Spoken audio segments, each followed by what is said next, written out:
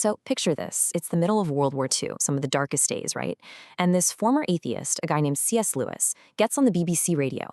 His whole goal, to explain the very core of Christian belief to a country that's just reeling. Those talks, they eventually became the book Mere Christianity. And today, we're going to break down his remarkable step-by-step argument. All right, let's get into it.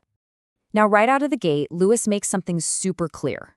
He's not trying to convince you to be a Baptist or a Catholic or anything specific. He's just trying to get you into what he calls the main hall of the house. You know, the common ground that almost all Christians share.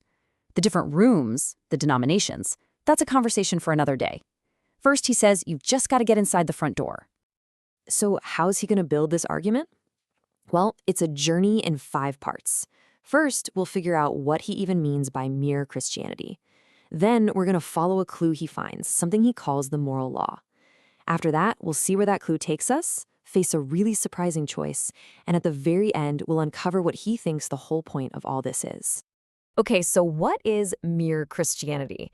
For Lewis, it's pretty simple. It's the core set of beliefs that Christians everywhere, throughout history, have pretty much agreed on. He's not interested in the debates that divide people. He wants to talk about the central, powerful ideas that unite them. Here's where it gets interesting. Lewis doesn't start with the Bible or some complex theology. Nope. He starts with something he thinks every single one of us experiences every single day. He thinks there's a clue just sitting right there in how we all act. And here's his first big observation. He makes this really cool distinction. Animals fight, right? It's all instinct. But humans, we quarrel. And think about what that means. When you quarrel, you're not just trying to win. You're trying to prove the other person is wrong. You're appealing to some kind of standard you both supposedly know about. And that leads to this fundamental problem, doesn't it? We expect other people to be fair, to be decent, to be honest. But when it's our turn, well, we suddenly have a million excuses for why we didn't live up to that same standard. Oh, I was just so tired, or you have no idea how annoying they were being. We all do it. So this leaves us with 2 kind of strange facts about being human. 1, we're all haunted by this idea that there's a certain way we ought to behave, a moral law. And 2, we just don't do it. We constantly break our own rules. For Lewis, this is the big clue that gets the whole investigation started. All right, so if we take this moral law seriously, if it's not just something we made up, then that raises a huge question. Where did it come from?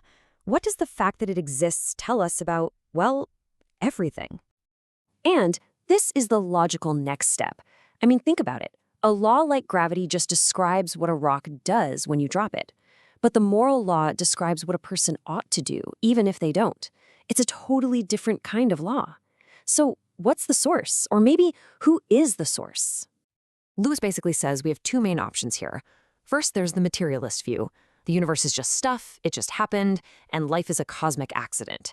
Or there's the religious view, that behind everything we see, there's a consciousness, a mind, and that mind has a purpose. Now, he argues that science is great at looking at the outside of the universe, the physical stuff, but it can never answer the question of why. The moral law, though, that's inside information. It's a hint that whatever is behind the universe isn't just some blind random force. It's a mind. And it's a mind that deeply cares about right and wrong. Okay, so this is where the argument really pivots. We've gone from a universal human experience to the idea of a lawgiver who cares about morality. Now Lewis turns to that one person in history who made claims that, well, they change everything. We really have to try and feel how absolutely insane this would have sounded at the time. To the Jewish people, God was the ultimate creator, totally separate from the world. So for some guy, a carpenter, to walk around saying he could personally forgive sins, I mean, that's something only God could do. As Lewis says, it's so wild it's almost funny, unless he was telling the truth. And this brings us to Lewis's famous trilemma. His point is, you can't just wave it away and say Jesus was a great moral teacher. Anyone who said the kinds of things he said couldn't be just a good teacher. He'd either have to be a lunatic, on par with someone who thinks he's a poached egg, or a liar of epic proportions. Those are the only 2 rational options. Unless, of course, the third option is true, that he is Lord. Lewis is really firm on this. He says Jesus himself basically shut the door on that easy, comfortable, middle-of-the-road option. You can't just pat him on the head and call him a nice guy. The things he claimed force you to make a choice. You can dismiss him as a fool, or you can fall at his feet. But what you can't do is just be patronizing. So if we take that leap and accept that he is Lord, what then?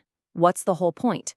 Well, for Lewis, the final step isn't just about believing a list of facts.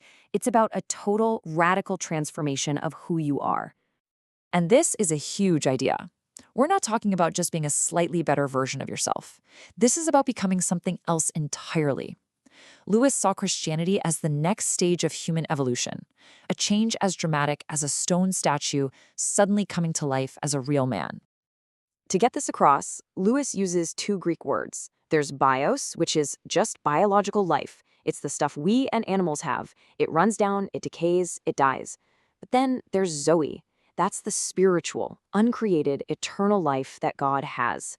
The entire point of Christianity, Lewis argues, is for us to get Zoe. I love this analogy. It just lays it out so perfectly, right? An egg's purpose is to become a bird.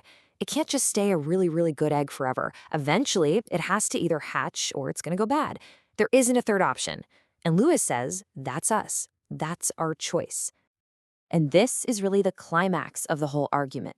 The whole journey from noticing we quarrel to figuring there's a lawgiver to accepting who Christ is. It's all leading to this. It's about turning us from created things like statues into what he calls begotten sons. It's about creating these new men who actually share in God's own life. So, we'll leave you with this to chew on. Lewis is saying that the goal here isn't just to make us nice people. It's something much, much bigger. It's not about improving the old model. It's about a complete factory recall and recreation. So what does that huge difference between just being a nice person and being one of these new men mean for how we even think about goodness itself? It's a pretty big question, and one worth some thought.